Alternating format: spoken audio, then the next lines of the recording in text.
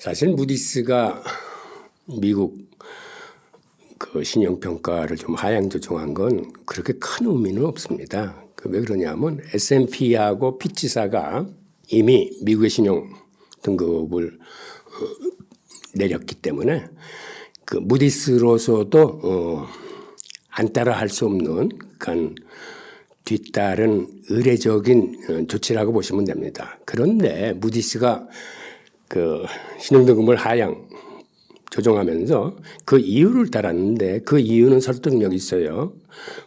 이유가 뭔가 하면 지금처럼 금리가 높아진 가운데 정부 지출을 줄이거나 세입을 늘리려는 미국 정부의 어떤 효과적인 재정 정책적 조치가 없다라고 한 게 하향 조정의 가장 큰 이유입니다. 그건 우리가 봐도 미국 정부는 계속해서 예산을 늘리려고만 하지 예산을 건전재정으로 가져가려는 노력을 거의 하고 있지 않습니다. 그러니까 건전재정을 가져간다는 얘기는 우선 세입을 늘려야 되고 그다음에 국채 발행을 줄여야 되고 하는 노력인데 우리가 알다시피 미국의 부채는 계속적으로 증가를 해왔고 앞으로도 계속 증가할 예정입니다. 그러다 보면 사실은 여러 가지 문제들이 많이 생기는 거거든요. 뭐 예를 들어서 뭐 이자 부담도 급격하게 늘어날 테고 그다음에 미국 정부 부채 비중도 늘어나고 하는 그런 과정에서 그것이 미국 정부나 혹은 달러한테도 유리한 상황이 아니고 뭔가 결함이나 훼손을 가져올 수 있는 이러한 조치이기 때문에 그러한 무디스의 이유는 굉장히 타당한 걸로 보입니다. 그리고 실제로 미국 같은 경우는 2023년도 회계연도에 예산이 5조 8천억 달러였어요. 그런데 2024년도 회계연도의 예산은 6조 9천억 달러로 크게 늘어났습니다. 게다가 우크라이나 전쟁이나 이스라엘 팔레스타인 전쟁으로 추가 예산이 지금 필요한 시점이 돼서 생각보다 앞으로 예산이 좀 더 늘어날 겁니다. 그러다 보니까 미국 정부가 이자로만 지출하는 금액이 지금이 한 GDP에서 차지하는 비중이 한 2% 내외인데 앞으로 10년 후에는 이게 2배 이상 증가돼서 GDP의 4.5% 정도라는 막대한 이자를 이제 지불을 해야 됩니다. 그리고 지금 말씀하신 대로 현 시점에서 미국 경제는 전반적으로 어떠냐면 여러분들이 뭐 저보다 더 잘 아시겠지만 미국 경제는 고용이 굉장히 안정적입니다. 4%가 안 돼서 지금 한 3.9% 정도 되기 때문에 거의 완전 고용 상태를 이루고 있는 데다가 아시겠지만 지난 3분기 성장률이 굉장히 높게 나왔어요. 선진국 성장률하고는 생각할 수 없을 정도로 거의 5%에 가까운 성장률이 나왔고 그다음에 모기지 금리가 지금 7.5%를 넘어섰음에도 희한한 현상이 미국 집값은 계속 고공행진을 하고 있습니다. 전고점을 돌파하는 등 이러한 여건들 그 외적인 요건들을 보면 미국 경제가 굉장히 좋습니다. 오히려 세계에서 나홀로 강세를 유지하고 있는데 그럼에도 불구하고 많은 전문가들이 예측하기에 향후의 경기 전망은 그렇게 밝지 않습니다. 우선 여러분들이 잘 아시다시피 장단기 금리차가 역전되고 있지 않습니다. 그리고 지금처럼 이렇게 오랜 기간 장단기 금리차가 역전된 적이 없었어요. 즉 그 얘기는 앞으로 경기 침체가 들이닥치면 그만큼 길고 깊다는 것을 의미하고 있습니다. 게다가 이제는 서서히 소비가 줄어들고 있습니다. 그리고 앞으로는 이 줄어드는 게 급격한 감소가 예상되고 있어요. 팬데믹 사태로 인해서 미국 정부가 재정부양책을 쓰면서 그때 엄청난 돈을 서민들한테 퍼부었습니다. 그래서 그때 서민들의 초과저축액이 거의 뭐 한 3조 달러에 이를 정도로 큰 저축을 갖고 있었는데 이제는 이제 그게 거의 다 쓰고 이제 바닥이 났다고 그래요. 그래서 소비가 어느 시점을 지나면 급격하게 마치 에어포켓에서 비행기가 수직 낙하하듯이 그렇게 미국 소비가 급격하게 줄어들 거를 우려하고 있습니다. 또 하나는 지난 3분기 성장률은 굉장히 좋게 나왔지만 앞으로의 경제 성장률 전망이 그렇게 좋지 않습니다. 즉 이러한 여러 가지 요인들로 인해서 미국의 경기 전망이 경기 침체가 조만간 들이닥치지 않겠느냐라고 이제 전문가들은 보고 있고, 특히 위험한 것은 지금 같은 이런 고금리 기조가 앞으로도 상당 기간 존속될 텐데, 그렇게 되면은 많은 불확실성이 증대합니다. 즉 그런 과정에서는 언제 어디서 어떤 문제가 터질지 모르는 그러한 리스크가 커져가고 있는 중이에요. 그러니까 예를 들어서 그림자 금융에서 문제가 생기면 그런 경우에는 연준이나 재무부가 그거를 지원을 해줄 수가 없습니다. 그러니까 우리가 아는 일반 상업은행이나 연준이 관리 감독을 하고 있는 금융기관에서 문제가 생기면 어떻게든지 연준이 지원해서 문제를 조치하려고 들겠지만, 연준이 관리 감독을 하지 않는 그림자 금융들, 예를 들어서 뭐 생명보험회사 혹은 뭐 사모펀드, 헤지펀드 이런 데서 문제가 생기면, 그리고 CLO 같은 파생 상품에서 문제가 생기면 그건 연준이 전혀 손을 쓸 수가 없어요. 미국 경제에서 위험한 요소는 앞서 말씀드린 것처럼 우선 장단기 금리가 역전이 되고 소비가 급격하게 감소하고 있고, 그다음에 향후의 성장률이 저조할 거라는 이런 전망 이외에도 지금 말씀드린 이런 불확실성의 증대로 어떠한 돌발 변수가 터질지 모른다는 그러한 불안함이 우리 미국의 미래를 조금 이제 암울하게 전망할 수뿐이 없는 그러한 형국입니다. 단기 국채하고 장기 국채를 좀 구분할 필요가 있습니다. 지금 단기 국채 같은 경우는 지금 투자하기에 굉장히 좋은 여건이에요. 우리가 워렌 버핏이 뭐 미국의 국채에 투자했다라고 그러는 건 대부분 단기 국채입니다. 그리고 단기 국채는 시장에서 소화가 잘 돼요. 그게 왜 그러냐 하면 시장에 우선 영래포 자금이 많이 있고, 그 다음에 MMF 쪽에서도 지금 자금이 많아요. 그러다 보니까는 미국 국채 주변에서도 단기 국채는 소화가 잘 되고, 그 다음에 단기적으로 안전하게 돌릴 수 있으니까는 이거는 말 그대로 안전자산입니다. 그런데 장기 국채로 들어가면 이게 조금 문제가 틀려요. 장기 국채는 아시다시피 듀레이션이 길어가지고 변동성이 굉장히 심합니다. 여태까지 예를 들어서 장기 국채 투자하신 분들이 이제 손실을 많이 봤는데, 최근에는 10년물 같은 경우가 거의 5%에서 지금 4.5%로 내려오면서 그 손실을 많이 하셨을 거예요. 그럼에도 불구하고 앞으로 그 장기 국채가 계속 이렇게 금리가 내린다는 보장이 없어요. 그리고 또 앞으로 어떤 돌발 변수가 생길지 모르기 때문에 장기 국채는 일단은 위험 자산으로 간주를 하셔야 됩니다. 지금 미국의 장기 국채는 세계적으로 수요가 줄어들고 있는 반면에 공급은 계속 늘어나고 있습니다. 게다가 이게 시장에서 소화가 잘 안 되다 보니까 연준이나 재무부가 전 특별한 전략을 쓰고 있습니다. 연준 같은 경우는 지금 여러분들이 잘 아시다시피 긴축 정책을 쓰고 있습니다. 긴축 정책이라는 건 갖고 있는 국채나 모기지 증권을 매도해서 시중의 유동성을 줄이는 게 긴축 정책입니다. 그래서 연준은 지금 매월 600억 달러에 상당하는 국채를 만기가 돌아오면 롤오버를 하지 않는 형태로 스톱을 시키기 때문에 그게 곧 시중의 유동성을 빨아들이는 효과, 즉 시중에서 국채를 사는 거하고 똑같은 효과를 냅니다. 그런데 그러한 연준이 시장에서 사고 있는 국채가 따로 있어요. 즉 긴축 상황에서는 시장에서 국채를 사면 안 되거든요. 왜 그러냐면 국채를 산다는 얘기는 그만큼 유동성, 즉 돈이 시중에 많이 풀리는 거기 때문에 긴축하고 반대되는 그거는 완화 정책입니다.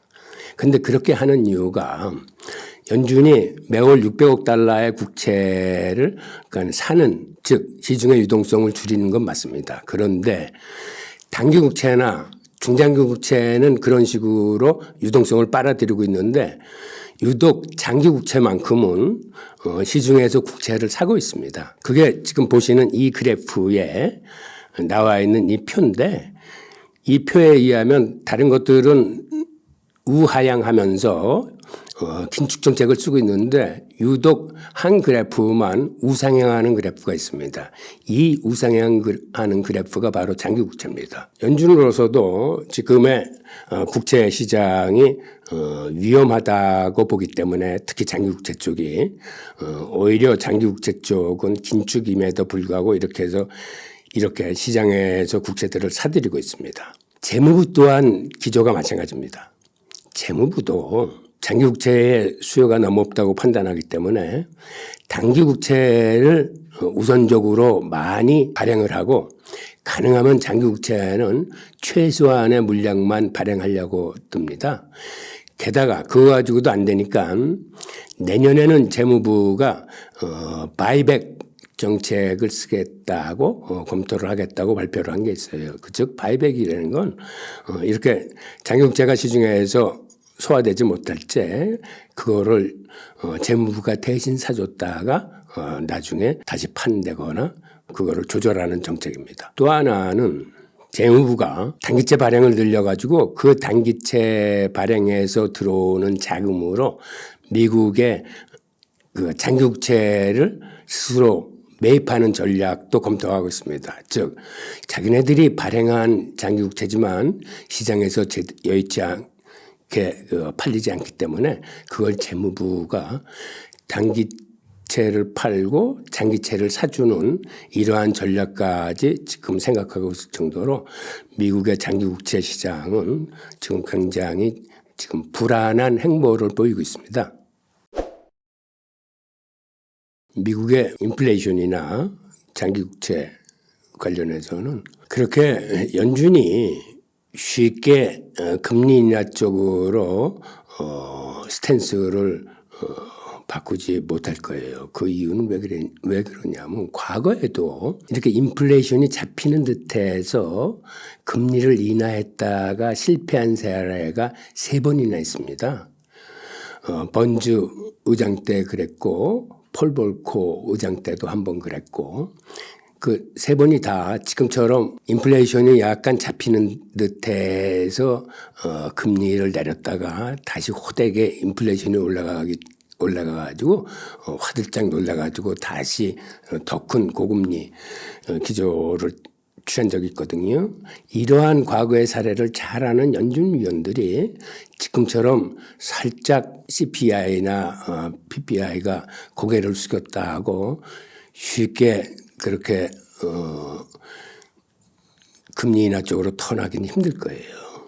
그래서 많은 우리 투자자분들이 내년에 금리 인하를 많이 기대하고 계실 텐데 하더라도 내년 10월 이후나 혹은 그 정도에 가능하지 그렇게 쉽게 연준의 스탠스를 바꾸기는 쉽지 않다라는 생각입니다. 아시다시피 지금 일본 엔화 환율이 굉장히 무서운 속도로 치솟고 있습니다. 심리적 마지노선인 150엔을 뚫고 지금 152엔에 육박하고 있어요. 그러다 보니까 일본 정부는 이 엔화 환율을 방어하기 위해서 그들이 갖고 있는 외환보유고에서 미국 국채를 팔아서 달러를 마련한 다음에 그 달러로 자국 통화인 엔화를 무제한적으로 사들이고 있습니다.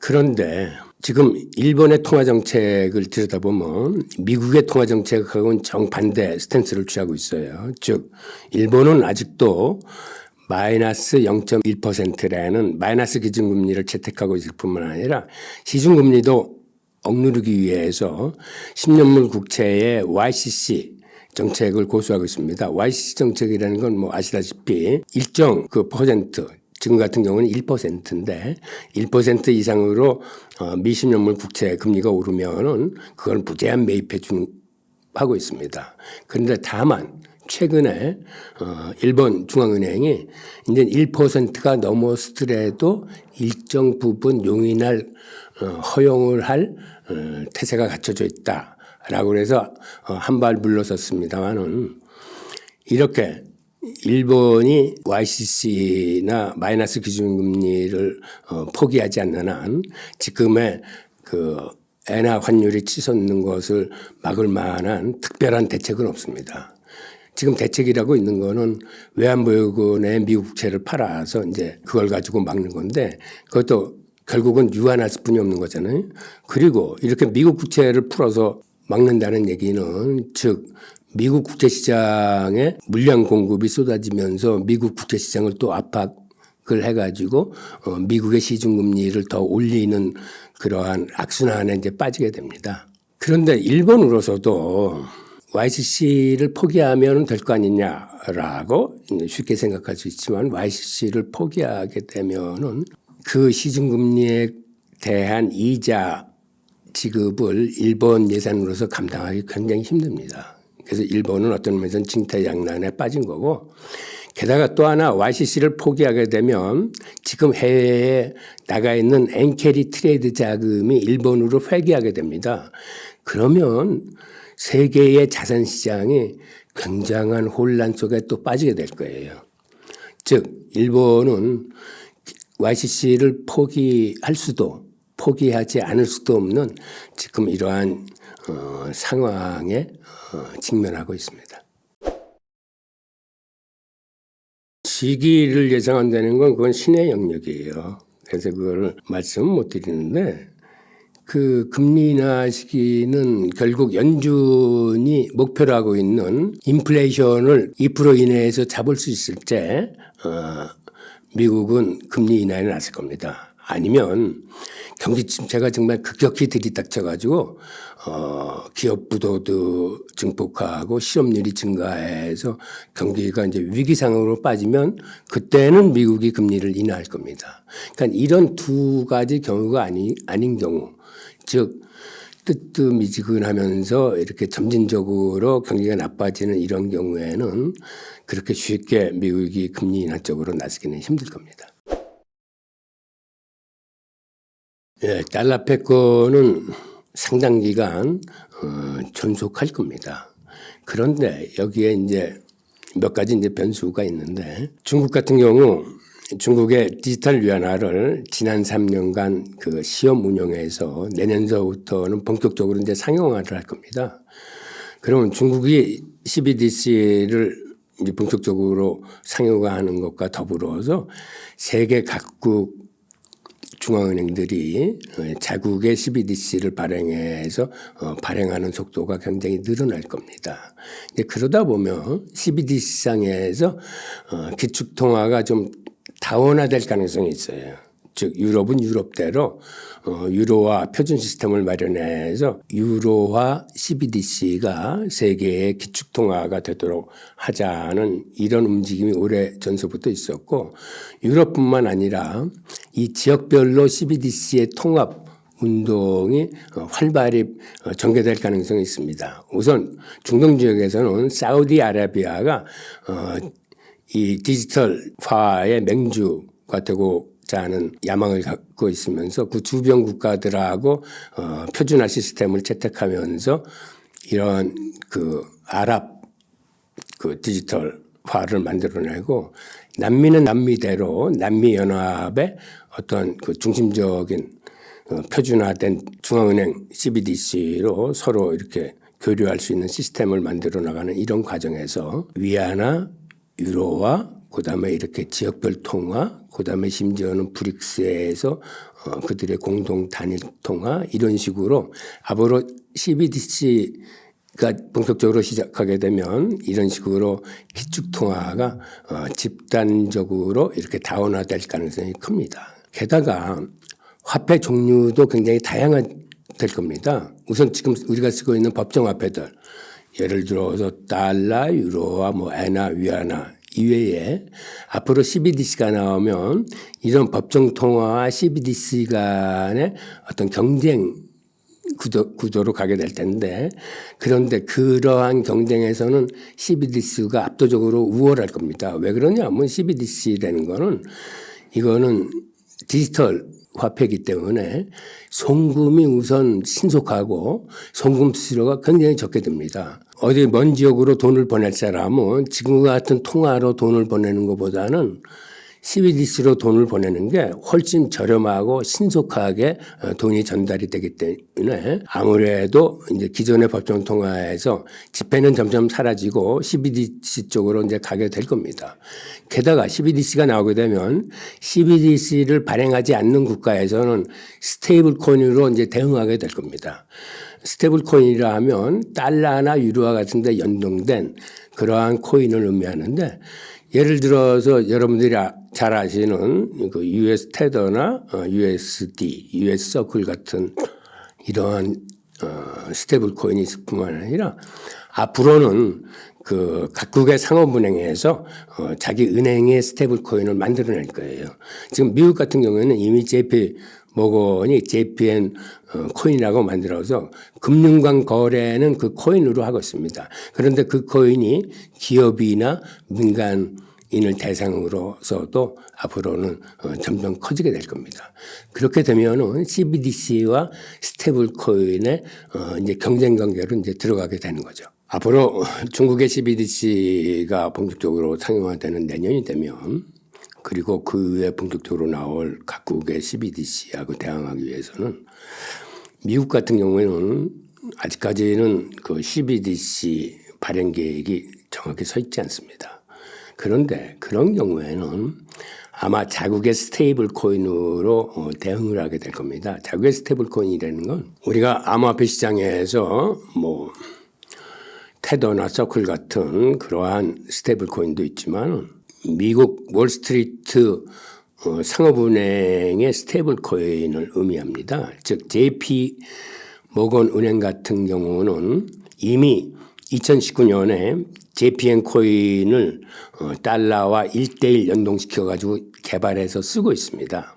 그런데 이 코인은 지금은 금융기관 간의 송금용 코인으로만 쓰고 있는데, 이 코인이 빠른 처리 속도를 위해서 이더리움에서 하드포크 돼서 나온 코론 플랫폼을 사용하고 있어요. 즉 이더리움 기반의 스테이블 코인입니다. 그간 JPM 코인으로 은행이 한 3천억 달러 정도를 송금을 했다고 그래요.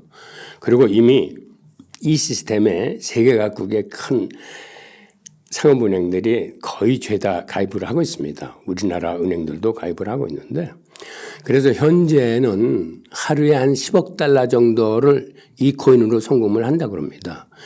즉 이 얘기는 미국이 주도하고 있는 스위프트 시스템이 아닌 미국 은행의 별도 송금 시스템으로 돈을 서로 주고받는 건데, 이 경우에는 스위프트 시스템보다 송금 수수료나 송금 시간 면에서 굉장히 절약이 되는 그러한 겁니다. 그런데 사실 지금 하루에 10억 달러 정도를 이 코인으로 송금을 하고 있다고 그랬지만, 사실 이 금액은 그렇게 큰 게 아니에요. 왜 그러냐면 JP모건 은행 자체가 하루에 송금하는 금액이 한 6조 달러 정도 됩니다. 그래서 JPN 코인은 앞으로 10억 달러 정도가 아니라 하루에 100억 달러, 1000억 달러 규모로 계속 지금 이 시스템을 키울 거예요. 게다가 올 6월에는 달러와의 연동 이외에도 유로화와도 연동시켰습니다.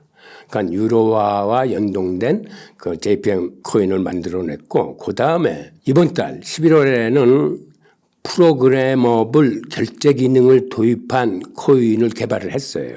스마트 계약을 집어넣은 겁니다. 그러니까 프로그래머블 결제라는 건 사전에 이미 설정된 규칙들에 기반해서 거래를 자동화해 줄 수 있는 이런 소프트웨어를 갖고 있는 코인인데, 그렇게 되면 자동화 거래 속도로 인해서 이 유통 속도를 굉장히 끌어올릴 수 있게 되는 겁니다. 그리고 앞으로는 은행 간 이런 송금뿐만 아니라 기업들의 송금 쪽으로도 확대를 하고, 궁극적으로는 개인 간 거래로도 이 JPN 코인이 확대될 수 있습니다. 그래서 일부 그 시각으로서는 향후 미국이 CBDC를 발행하게 된다면 지금 JPN 코인이 그 표준이 될 가능성이 높다라고 이렇게 보고 있습니다. 그리고 앞으로 CBDC와 스테이블 코인 간의 경쟁 시대에서 많은 전문가들은 스테이블 코인이 더 우세할 거라고 그렇게 점치고 있습니다. 그 이유는 스테이블 코인이 나름대로의 장점을 많이 갖고 있는데 그 장점을 한번 살펴보도록 하죠. 우선 이게 법정화폐와 연동되어 있기 때문에 가격 안정성이 뛰어납니다. 즉 달러와 1:1, 유로와 1:1 이러한 그 연동으로 즉 패킹으로 인해서 기존의 법정화폐와 똑같은데 다만 송금이나 기타 사용처가 훨씬 더 효율적으로 쓸 수 있다는 거죠. 스위프트 시스템으로 송금을 하게 되면 뭐 며칠씩 걸리던 걸 이러한 스테이블 코인으로 송금하게 되면은 몇 초 만에 그것도 즉시 확인할 수 있을 뿐만 아니라 그리고 수수료가 거의 들지 않아요. 그래서 앞으로는 결국은 지금의 지폐는 점점 사라지고 이러한 스테이블 코인 쪽으로 갈 공산이 큽니다. 그 다음에 이게 어떤 면에선 탈중앙화 화폐 기능도 갖고 있기 때문에 은행을 거치지 않고 즉 개인과 개인 간의 전자지갑으로 그대로 송금이 되고 거래되고 결제될 수 있음을 의미합니다. 즉 그러다 보니까 이게 달러와도 연동되어 있기 때문에 환전할 필요성이 없이 세계 공통으로 쓰일 수 있어가지고 일종의 세계 화폐로서의 기능도 갖고 있습니다. 그리고 또 앞으로 다가올 미래 세계 즉 메타버스라거나 가상현실 속에 어떠한 경제 생태계가 생겼을 적에 이런 스테이블 코인은 그런 가상현실 속의 경제 생태계에서도 지금의 법정화폐와 똑같은 화폐로서의 구실을 할 수 있게 됩니다. 그리고 이런 탈중화 금융 시스템인 디파이에서도 이게 효과적으로 쓰이기 때문에 지금의 법정화폐보다는 많은 그 기능들을 갖게 되는 거죠. 그리고 이러한 스테이블 코인에 대해서 지금 유럽 같은 데는 굉장히 앞서 나가고 있습니다. 올해 EU는 스테이블 코인에 대한 그 규제 안을 마련해서 법적인 토대를 갖춰놨어요. 그래서 이 법이 내년 6월 달에 발효되게 되어 있습니다. 그런데 미국과 캐나다는 이렇게 독일이나 스위스 등 가상자산 쪽의 선도 국가들이 하는 거를 보고 한 6개월 후에는 그를 추종하는 쫓아가는 그러한 사례가 많았어요. 그래서 미국도 이제는 그 유럽의 그 미카 규제안을 본따서 아마 스테이블 코인에 관한 법적 규제안을 마련할 걸로 보입니다. 그리고 일본 같은 경우는 오히려 생각보다는 발이 빠릅니다. 그래서 일본 상업은행이 조만간 스테이블 코인을 발행할 예정으로 있습니다. 지금 이런 식으로 앞으로 전개될 CBDC와 스테이블 코인 간의 관계에서 스테이블 코인이 굉장히 약진한 것으로 보이기 때문에 우리 정부도 여기에 대한 준비를 좀 해야 될 것으로 보입니다. 중국 경제는 뭐 여러분이 잘 아시는 바와 같이 부동산 경기 위축으로 내수 부진이 심각합니다. 게다가 수출 또한 여의치가 않습니다. 즉 한마디로 내수와 수출 모두가 부진하기 때문에 일종의 이제 총체적인 그 부진에 빠진 그러한 상황입니다. 근데 이렇게 지금 중국 경제가 그 잘 나가던 중국 경제가 이렇게 힘든 그 근저에는 궁극적으로 어떤 문제가 있냐면 시진핑 공산당 1인 독재와 그 계획경제의 실패가 그 근저에 있습니다. 그러니까 예를 들어서 코로나 봉쇄 정책을 취한 것도 그렇고 그 국진 민태를 외치면서 공기업이 우선적으로 경제를 이끌고 민간 기업은 이제 뒤따라오는 그러한 행태를 주장한 것, 그리고 공동 부유를 외치면서 일종의 앞서 나가는 기업들의 뒷다리를 잡은 것들이 굉장한 실책으로 보입니다. 그러다 보니까 외국 기업들의 직접 투자가 굉장히 감소했어요. 그래서 이제는 그 FDI 그 외국인 직접 투자가 마이너스 감소 현상을 보이고 있습니다. 즉 그 얘기는 중국에 투자하는 기업보다 중국을 빠져나가는 기업들이 더 많다는 걸 의미해요. 게다가 중국을 찾아오는 그 관광객 숫자도 굉장히 급감하고 있습니다. 즉 기업 사이드에서 혹은 민간 사이드에서 중국에 대한 그 혐오가 많이 이제 늘어난다고 봐야 되겠죠. 그리고 이 공산당 독재와 계획경제 실패로 인해서 이제는 기업들이 중국을 믿을 수 없다는 이런 시각으로 바라보는 것들이 더 많이 늘어났기 때문에 중국 경제가 그 앞으로도 이런 거를 말끔히 짚고 거듭나지 않는 한 어려움은 많이 계속될 겁니다. 그런데 중국은 지금 미국과 달리 계속 통화 팽창 정책을 쓰고 있습니다. 그 내용에 관해서 이제 잠깐 한번 살펴보겠습니다. 지금 이 그래프에서 보시는 것처럼 팬데믹 이전 사태까지만 해도 세계 기축통화 중에서 중국 위안화의 발행량이 가장 많았어요. 즉 위에 황색선이 중국의 통화 발행량인데 이때까지만 해도 다른 달러나 유로화나 엔화에 비해서 압도적으로 중국의 위안화가 많이 발행됐었는데 팬데믹을 기점으로 중국은 유일하게 통화를 발행하지 않은 나라입니다. 그리고 그때 유로화나 달러화나 엔화는 급격하게 발행을 해서 이 순서가 완전히 역전이 돼서 유로화가 가장 많은 발행량, 그다음 달러, 그다음에 엔화, 그리고 위안화는 발행을 하지 않아가지고 아시다시피 인플레이션을 겪을 적에도 이 통화 발행이 많은 지역서부터 인플레이션이 높았습니다. 그러니까 유로화가 가장 높았고 그다음에 달러하고 그다음에 엔화였는데 중국은 이렇게 통화를 발행하지 않다 보니까 인플레이션이 전혀 일어나지 않았고 최근에는 디플레이션을 걱정할 정도로 상황 속에 있습니다. 즉 이 얘기는 무슨 얘기냐면 앞으로 중국은 내수 경기나 수출 지원을 위해서 강력한 통화 팽창 정책을 쓸 수 있다는 걸 의미합니다. 즉 금리를 내리고 지준율을 낮춰줌으로써 시중의 유동성을 급격하게 늘릴 수 있는 이러한 통화 팽창의 여력을 갖고 있는 게 지금 중국으로서는 이제 강점입니다. 또한 경기 부양책도 중국이 쓸 수 있습니다. 경기 부양책은 정부가 쓰는 거고 통화 정책은 인민은행이 쓰는 건데 인민은행의 통화 정책이나 중국 정부의 재정 부양책이 같이 맞물림으로써 지금의 중국의 이런 어려운 사정을 통화 측면에서는 많이 거둘 수 있는 그러한 여력을 갖고 있는 나라가 지금 중국입니다. 중국의 위기는 사실은 이 G2기 때문에 이게 세계 경기 등에 직결되어 있습니다. 즉 중국만의 문제가 아니라 세계 문제로 이제 커진다는 의미죠.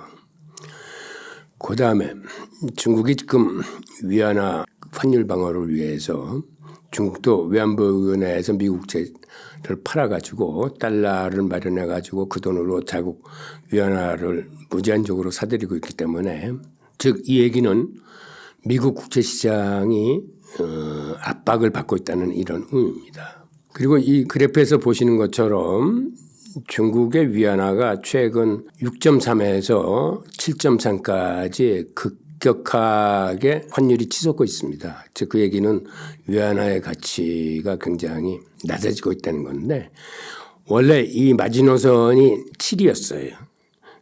그래서 이 7을 넘었으면은 중국이 시장 개입을 시작합니다. 이번에도 7.3에 이르렀을 때 중국 정부가 시장 개입을 해서 이 위안화 가치 방어를 했는데 지금도 중국 정부는 이러한 환율 방어를 위해서 무제한적으로 미국채를 팔아서 지금 환율 방어에 나서고 있습니다.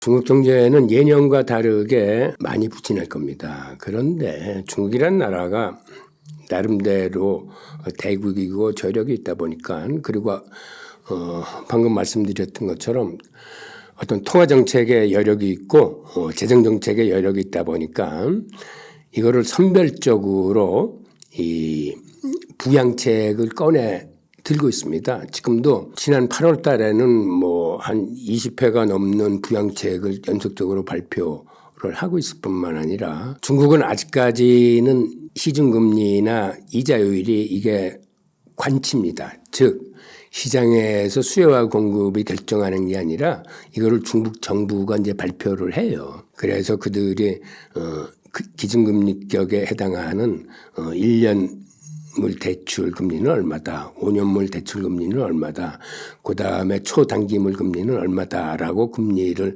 발표를 하면서 이거를 약간씩 낮춰주고 있습니다.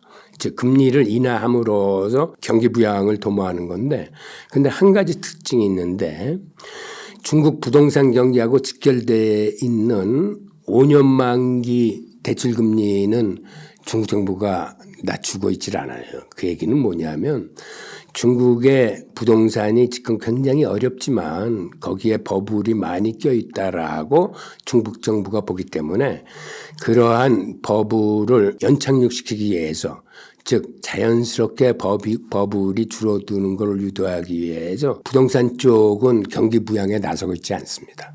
기존에 했던 것처럼 공상당 방식으로 개입하면은 중국 경제에는 미래가 없다고 생각합니다. 국진 민태를 외친다거나 공동부유를 한다거나 어떠한 계획 경제를 하면서 마치 국가가 모든 경제를 컨트롤할 수 있다라는 생각으로 임하면은 중국 경제의 미래는 없습니다.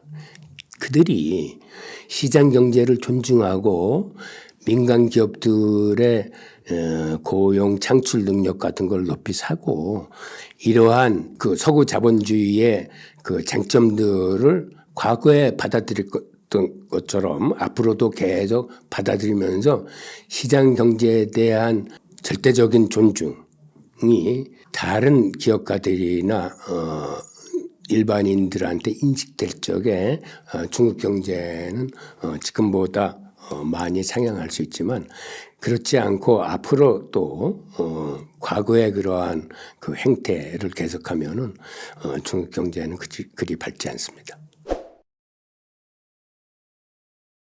일본이 지금 통합팽창 정책, 즉 금리 인하 정책과 무제한으로 유동성을 푸는 팽창 정책을 쓰고 있기 때문에 그렇습니다. 즉 미국이나 서구는 지금 통화 긴축 정책을 쓰고 있어요. 그 얘기는 미국이나 유럽의 금리는 일본에 비해서 굉장히 높습니다. 일본의 기준금리는 여러분들이 아시다시피 마이너스 0.1%예요. 그다음에 미국은 5.5%, 유럽이 4.5% 정도의 기준금리를 갖고 있기 때문에 이렇게 금리 격차가 큰 한 일본의 엔화는 약세로 갈 수뿐이 없습니다. 게다가 이렇게 엔화가 약세로 가면 어떤 일이 벌어지냐 하면 여러분들 엔캐리 트레이드라고 들어보셨죠? 즉 엔화가 끝없이 해외로 유출되는 현상이 벌어집니다. 즉 돈이라는 건 금리가 낮은 곳에서 금리가 높은 곳으로 옮겨가는 그런 특성이 있어요. 일본에서 자금을 엔화를 갖고 있으면 거기에 대한 이자도 적고 수익도 많지 않기 때문에 그 엔화 자본을 가지고 달러로 바꾼 다음에 해외에 나와서 미국 재나 주식을 사면은 일본에 있을 때보다 수익률이 훨씬 높아지기 때문에 이 엔화의 자본 유출이 끊임없이 일어나면서 그 엔캐리 트레이드가 급속하게 지금 증가하고 있습니다. 즉 이런 요인도 일본 엔화 환율이 이제 치솟는 요인입니다. 게다가 일본은 지금 펀더멘털 상태도 안 좋은 상태예요. 지금 이 그래프는 일본의 무역 수지를 나타내주고 있는데 일본의 무역 수지가 지난 2년간 이렇게 계속 마이너스 적자를 보이면서 시장에서 그 달러의 수급 상태가 굉장히 이제 안 좋습니다. 그리고 우리가 엔화가 끝없이 약해지는 이유에 이 그래프를 한번 들여다보면 일본은 지금 마이너스 기준금리에다 10년물 YCC 정책, 즉 1% 이하에서 시중금리를 억누름으로써 무제한적으로 일본 국채를 사들이고 있습니다. 그 얘기는 시중의 유동성이 무제한으로 풀려나가는 걸 의미를 해요. 그러면 지금 이 그래프에서 녹색 선이 엔화인데 엔화가 계속 늘어나야 되는데 팬데믹 이후에 엔화가 계속 줄어들고 있습니다. 시중의 유동성이. 이게 어떻게 설명될 수 있을까요? 이거는 사실은 이렇습니다. 일본 중앙은행이 국채를 무제한 매입을 함으로써 시중의 유동성을 계속 늘려가고 있는데 그 늘려가는 속도보다는 일본의 금융기관이나 일본인들이 엔화를 달러 바꿔서 해외로 유출시키는 속도가 훨씬 빠른 걸 의미하고 있습니다. 즉 그만큼 엔캐리 트레이드가 굉장히 많이 늘어나고 있어요. 그거는 경제국 간의 금리 차이가 크면 클수록 엔캐리 트레이드는 늘어나는데 지금이 아마 최고조에 다다른 그런 현상입니다. 시기를 묻는 거는 참 대답하기가 쉽지 않은데요. 우선 기본 흐름을 좀 말씀을 드릴게요. 지금처럼 일본과 그다음에 미국이나 유럽과의 그 금리 차가 큰 상태, 그리고 일본이 YCC를 계속 고집하는 한 엔캐리 트레이드가 늘어남으로써 특별히 엔화의 그 환율 치솟는 거를 막을 대책은 뚜렷한 대책이 없습니다. 한마디로. 그러다 보니까 많은 전문가들이 엔달러 환율이 지금 152엔 정도가 아니라 160대도 가능하다고 지금 보고 있어요. 즉 일본은 그 엔화 환율이 치솟는 걸 막기 위해서는 기존에 달러를 풀어서 외환 방어를 하는 거 이외에 기본적으로 본질적으로는 YCC를 포기하거나 기준금리를 상향 조정해야 됩니다. 그래서 외국과의 금리 차이를 줄여야 돼요. 그런데 많은 일본인들이 생각하기에 YCC는 일본의 중앙은행이 포기할 것 같다. 그런데 그 시기를 내년 7월경이 되지 않을까라고 보는 관측이 가장 우세합니다. 그런데 일본이 과연 내년 7월까지도 이거를 견뎌낼 수 있는지는 의문이에요. 그래서 그 이전에라도 일본이 YCC를 포기할 가능성이 높습니다. 그런데 일본이 이렇게 쉽게 YCC를 포기하지 못하는 그 사정이 또 따로 있습니다. 그 얘기는 뭐냐면 지금 세계에서 가장 많은 정부 국채를 발행해서 이자 부담을 많이 지고 있는 나라가 일본이에요. GDP의 한 263%의 국채를 발행함으로써 현재도 일본 예산에서 이자로 부담해야 되는 비중이 25%가 넘습니다. 그런데 앞으로 만약 시중금리나 기준금리가 올라가면은 이자 부담액이 더 늘어나는데 그러지 않아도 지금 예산의 25%를 그 이자하고 원리금 상환하는 데 쓰는 일본이 앞으로 만약 기준금리나 시중금리가 1% 인상됐을 적에 들어가는 이자 부담액만 3.7조 엔 정도가 증가한다고 합니다. 만약 지금의 미국처럼 기준금리가 5.5%라고 일본의 기준금리를 가정하면 지금보다는 20조 엔 이상이 더 이자 부담이 증가를 해요. 그러면 그러지 않아도 지금 상태에서도 24조 엔을 예산에서 쓰고 있는데 거기에 20조 엔이 증가하면 40조 엔이 넘는 금액을 이자와 그 원리금 상환에 써야 되는데 근데 이게 가능한 수치가 아니에요. 이렇게 되면은 일본의 재정 파탄이 옵니다.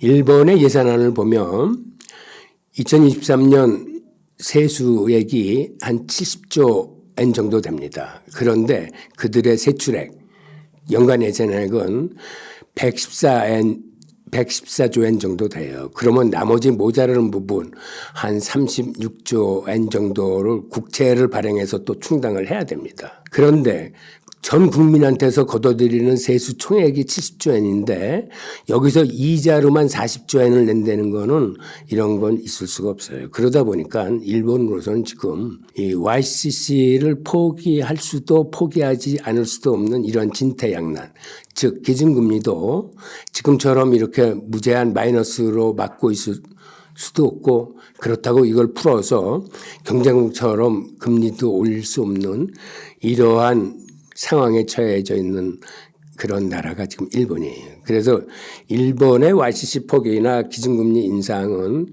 이렇게 쉽게 예단하기는 좀 힘든 상황입니다. 이게 사실 이걸 해결하려면 건전예산 쪽으로 가야 돼요. 건전예산이라는 건 우선 쓸 돈을 줄이고 그다음에 국민들로부터는 세금을 좀 더 많이 받아가지고 세수하고 세출을 어느 정도 맞춰야 그게 가능한데 그게 지금 상황에서는 이제 쉽지가 않은 거죠. 그건 사실은 어느 나라나 쉽지 않아요. 그러니까 세출을 줄이고 세수를 늘려라 하는 건 세금을 더 받고 지출을 줄이라는 건데 그걸 좋아할 정부나 국민들이 별로 없어요.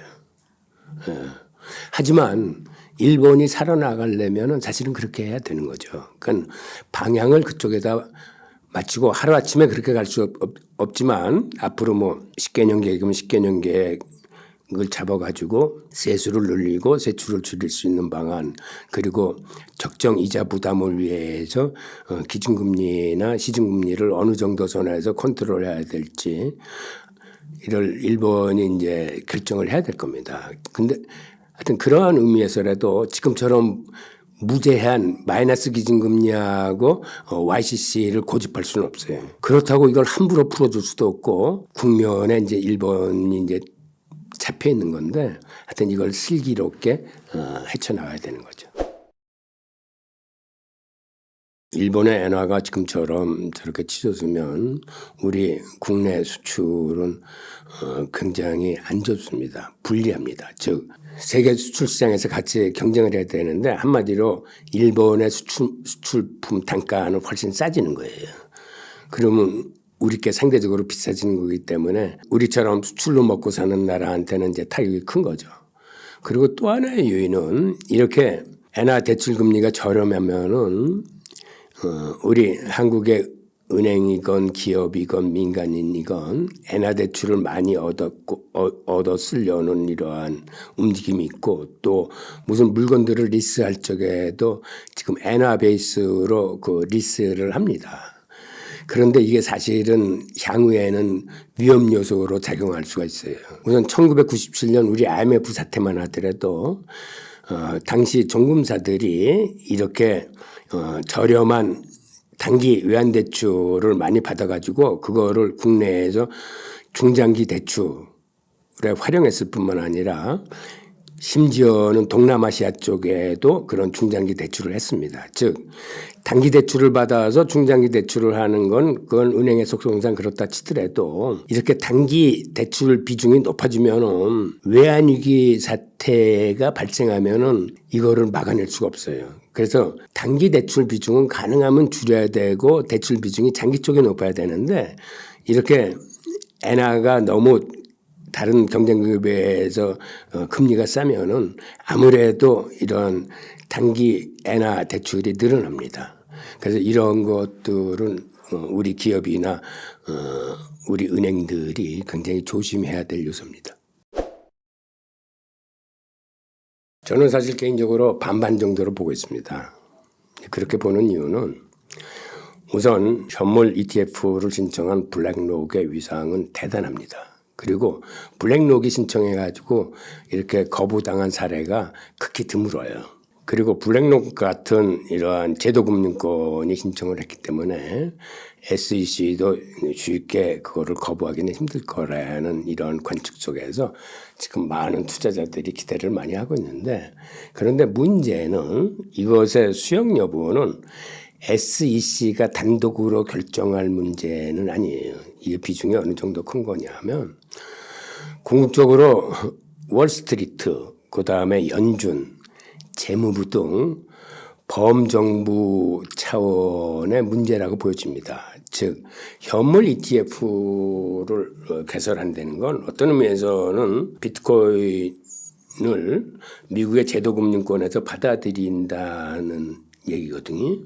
그래서 그 얘기는 SEC 단독으로 결정할 수 있는 그런 문제는 아니고 잠정적으로 월스트리트 전반, 그다음에 연준, 그다음에 재무부 등의 동의가 있어야 가능한 문제로 보이는데 여태까지도 이런 거를 계속 거부할 적에 SEC가 내세운 그런 논리들이 굉장히 빈약했거든요. 근데 앞으로 그런 논리 대결이 아닌 이거는 미국 정부 차원의 문제이기 때문에 저는 승인 확률을 반반 정도로 보고 있습니다.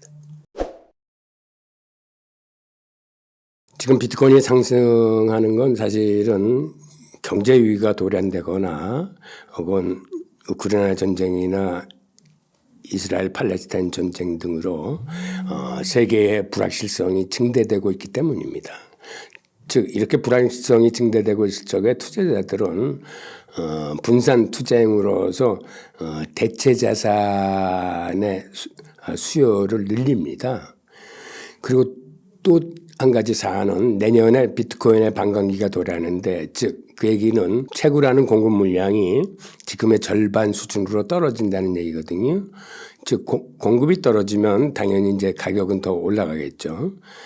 이러한 요인으로 인해서 지금 비트코인이 좀 상승하고 있다고 보는데 우선 기본적으로 투자자들이 포트폴리오에서 대체 자산을 포함시킬 적에 보통은 금이나 은이나 혹은 비트코인을 포함시키는데 금이나 은이나 비트코인이 차지하고 있는 이 수량 자체나 금액 자체가 워낙 적어요. 이게 지금 그래프에서 보시는 것처럼 세계 금융 자산별 비중을 보면 파생 상품이 77%로 압도적입니다. 즉 파생 상품에는 이 통화 선물 같은 게 들어가 있기 때문에 그래요.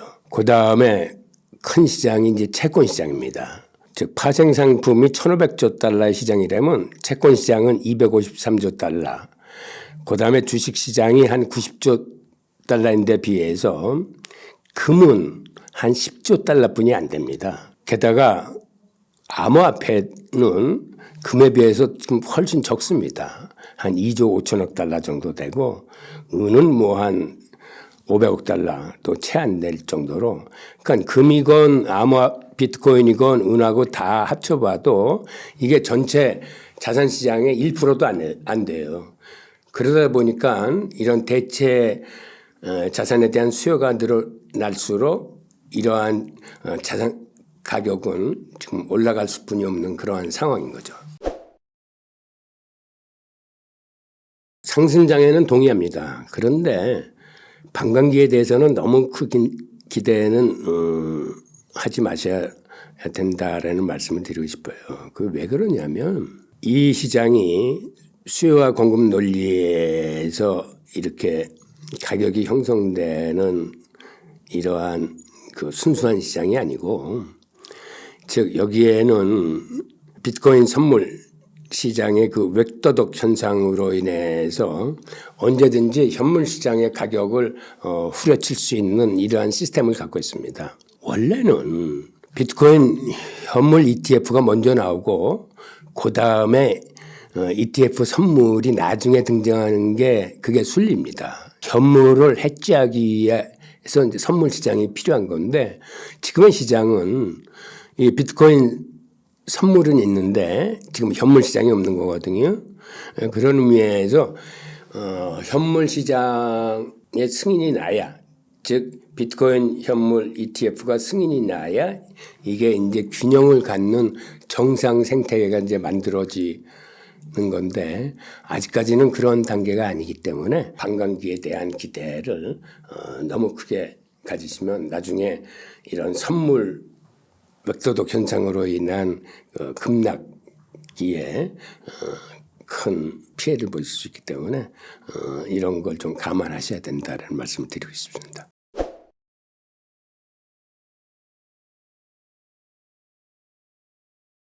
현재는 비트코인이나 이런 가상자산들이 화폐의 본능적 기능을 갖고 있지 못합니다. 안정성이 없어요, 한마디로. 그래서 아직까지 암호화폐는 위험 자산인 셈이죠. 안전자산으로서의 가치를 가지려면 이 비트코인 생태계가 지금보다는 훨씬 더 커져야 됩니다. 그래서 선물 시장이 함부로 현물 시장을 휘두를 수 있는 이런 여건에 대해서 그 내성을 가질 만큼 이런 현물 시장이 커져야 되는데 아직까지는 그렇지 못하기 때문에 암호화폐가 안전자산이라고 말씀드리기는 어려울 것 같습니다. 비트코인이 먼저 치고 나간 다음에 그다음에 순환매적인 성격으로 알트코인이 움직입니다. 그리고 이제 알트코인에서도 이제 여러 종류가 있는데 뭐 이더리움을 포함한 이런 고전적인 암호화폐들이 뒤따르기도 하고 기능적으로 예를 들어서 뭐 인공지능이나 혹은 디파이나 뭐 메타버스나 웹3나 이 관련 테마별로 움직이는데 최근에는 솔라나나 이 아벨란체 같은 이런 것들이 움직인 이면에는 각국이 CBDC를 발행할 적에 그 아발란체나 솔리드 같은 이러한 암호화폐를 쓴다는 이런 이야기들이 떠돌면서 이런 것들이 지금 강세를 받고 있습니다. 즉 이더리움에 비해서 아발란체나 거래 속도나 결제 속도가 훨씬 빠릅니다. 그러다 보니까 지금 이제 아발란체 같은 것들이 지금 각광을 받고 있는 이런 상태인데 다시 정리하면은 먼저 비트코인이 치고 나가기 때문에 비트코인 도미넌스가 지금 51%가 넘고 즉 알트코인 전체의 합보다 비트코인의 총액이 더 훨씬 크다는 걸 의미합니다. 그리고 이렇게 비트코인이 먼저 치고 나간 다음에 알트코인들이 그다음에 순환매적 성격으로 뒤따르는 그런 장세가 이제 시작될 걸로 보입니다. 지금은 월스트리트 제도금융권에서 이 비트코인 등 가상자산에 대한 시각이 지금 많이 바뀌고 있습니다.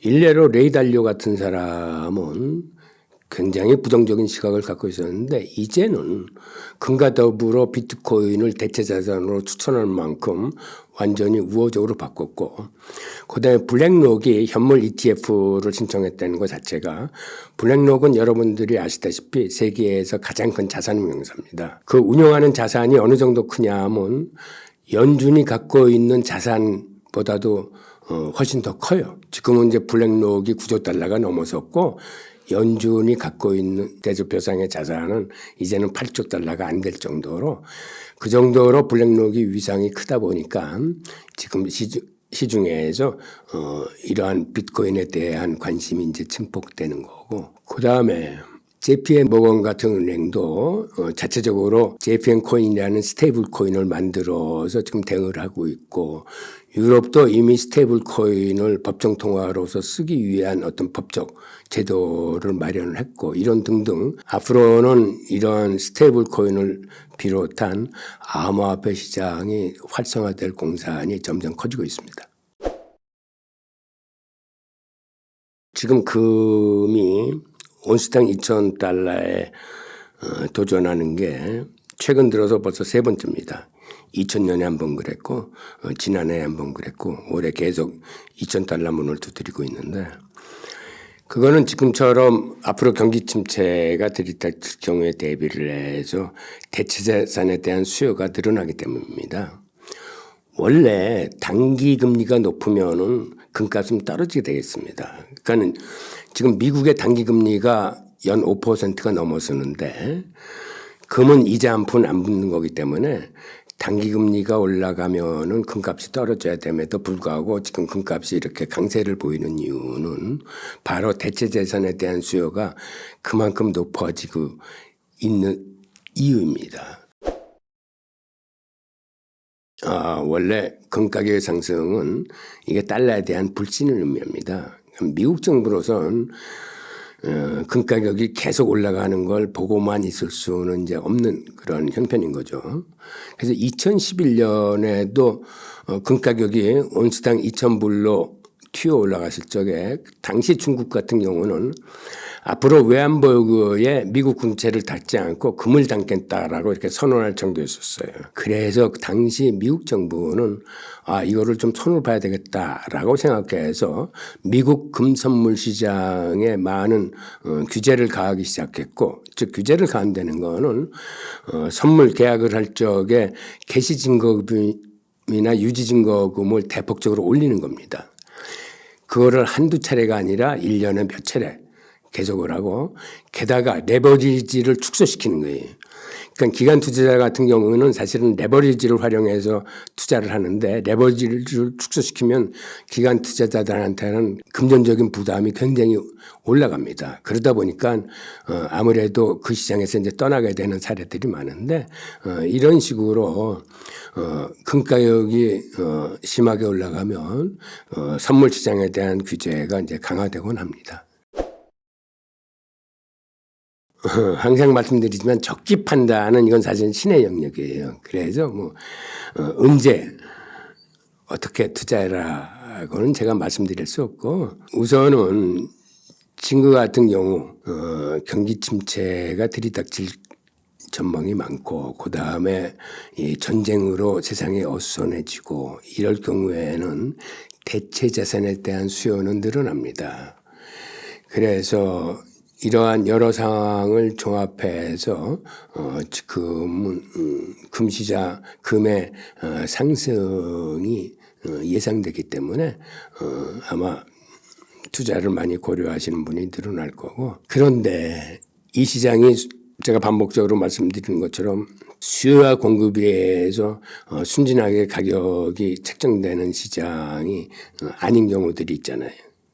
즉 이런 이유로 인해서 금 투자나 은 투자는 조금 조심하실 필요가 있어요.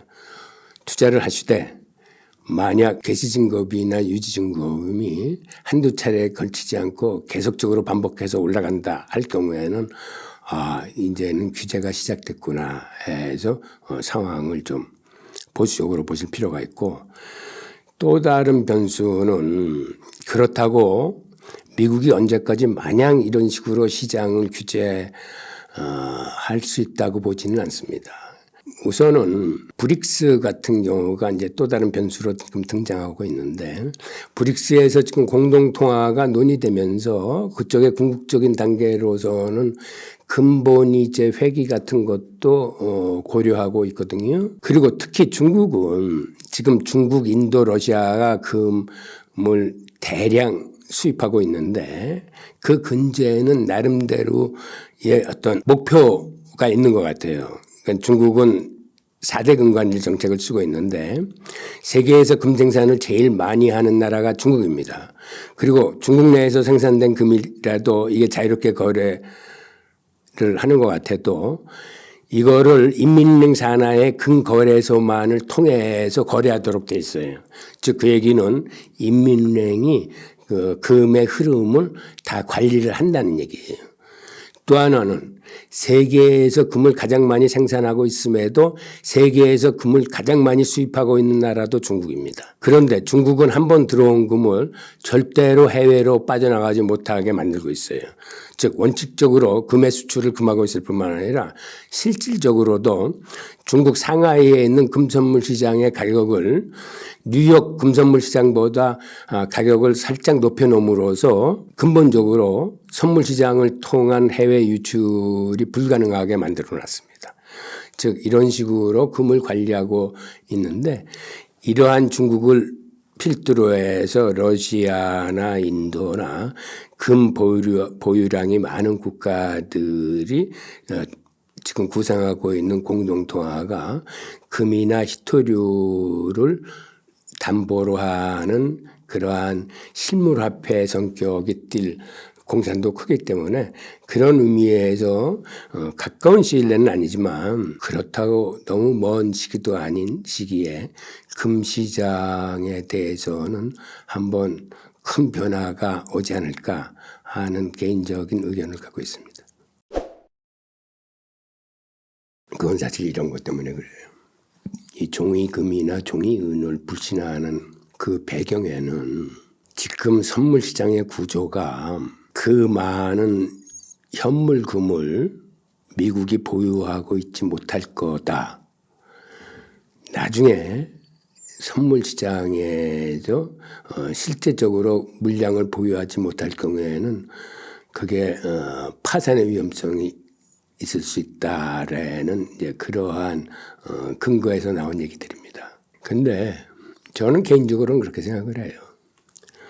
물론 그러한 이야기들이 마냥 허황된 얘기는 아닙니다만은 그렇다고 손쉽게 그렇게 미국이 그런 금시장 같은 거를 부도를 내므로써 그 치명적인 어떠한 그 신용 훼손 같은 거를 자초하지는 않으라고 믿어요.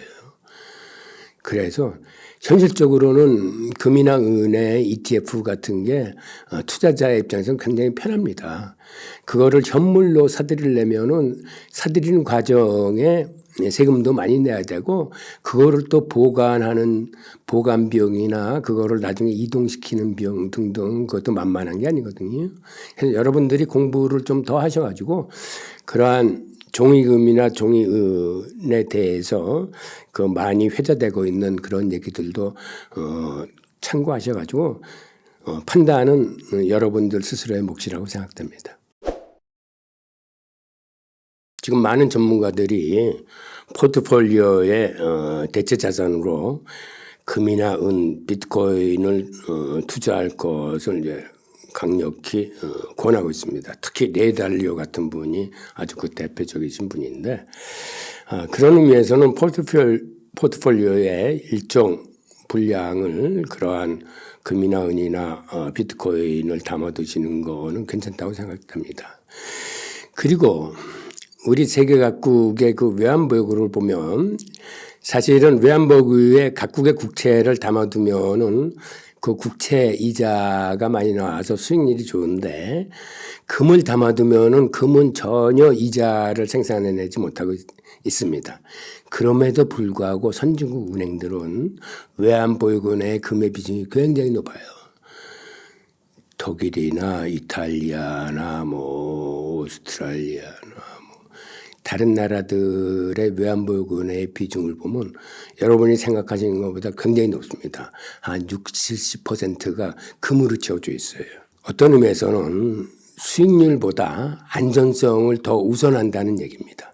그래서 여러분들도 투자를 할 적에 만약의 경우를 대비해서 수익률보다는 그래도 내 포트폴리오를 안정성을 가미하겠다. 라고 했을 적에는 연중 내내 금을 보유하고 계시는 것도 괜찮다고 생각합니다. 원래 금과 비트코인은 그 서로 동행하는 기간이 굉장히 길었습니다. 비트코인 자체를 디지털 금으로 보기 때문에 속성이 금과 같다라고 그래서 두 대체 자산이 오랜 기간 같이 동조를 보였는데 그 동조가 깨진 게 2020년 10월경이에요. 그때 미국 정부가 그 금선물 시장의 규제를 많이 강화하면서 특히 하반기에 금 가격이 빠지고 있는데도 불구하고 3번의 규제를 더합니다. 그때 기관 투자자들이 금시장에서 발을 빼고 비트코인 시장으로 옮겨가면서 금 가격은 그때 떨어지고 비트코인은 그때 폭등하는 현상이 일어났어요. 그래서 그때 금과 비트코인이 디커플링 되기 시작하고 그 위에 비트코인은 오히려 나스닥 시장하고 동행을 했습니다. 그런데 최근 들어와서는 그것마저도 이제는 비트코인이 디커플링하기 시작을 해요. 그래서 지금은 금도 아니고 나스닥도 아니고 나름 독자적인 길을 가고 있으면서 하여튼 새로운 시대로 이제 발을 담그는 것 같은데 여러분들이 비트코인을 관찰을 하시면서 이게 지금은 어떤 자산하고 같이 동행성을 갖고 있는지 여러분 스스로 한번 찾아보시기 바랍니다. 평소에도 항상 강조했던 클로드 세논의 균형복원 포트폴리오를 추천합니다.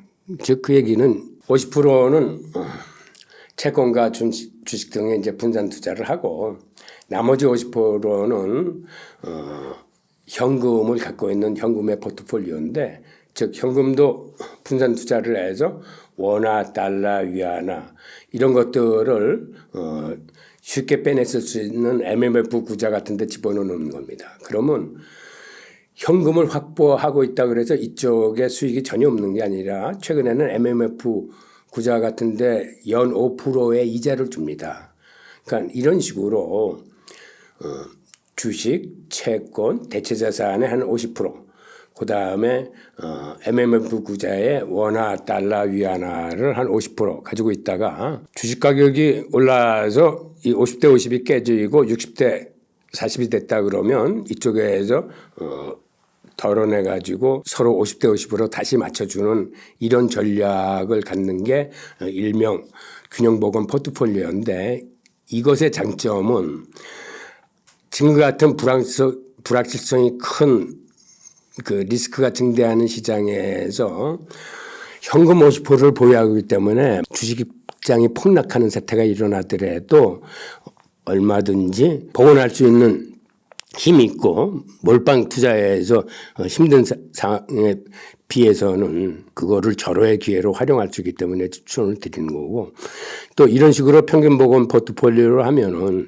오른쪽에서 보이는 것처럼 이 수익률이 계속 우상향을 합니다. 즉 몰빵 투자를 했을 적에는 오르고 내리는 게 그 동일한 횟수로 반복된다 그러면 그 사람의 자산은 늘어나질 않습니다. 그런데 오르고 내리는 게 일정하다 하더라도 이런 평균 복원 포트폴리오를 사용하면은 그 수익이 계속 늘어나는데, 이거를 일명 셰논의 도깨비라고 부릅니다.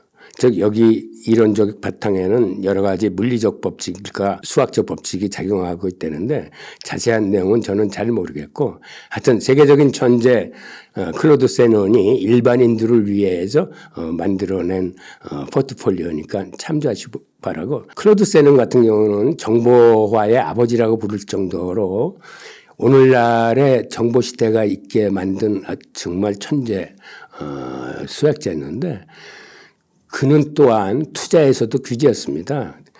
연평균 28%라는 엄청난 수익을 올렸을 뿐만 아니라 일반인들을 위해서 이렇게 지지 않는, 그다음에 단순하지만 의미 있는 이러한 포트폴리오를 만들어내는데, 이게 특히 보수적인 관점에서 시장에 참여하면서도 언제 터질지 모르는 위험을 대비할 수 있는 포트폴리오가 되니까 저는 이걸 권해드리고 싶습니다.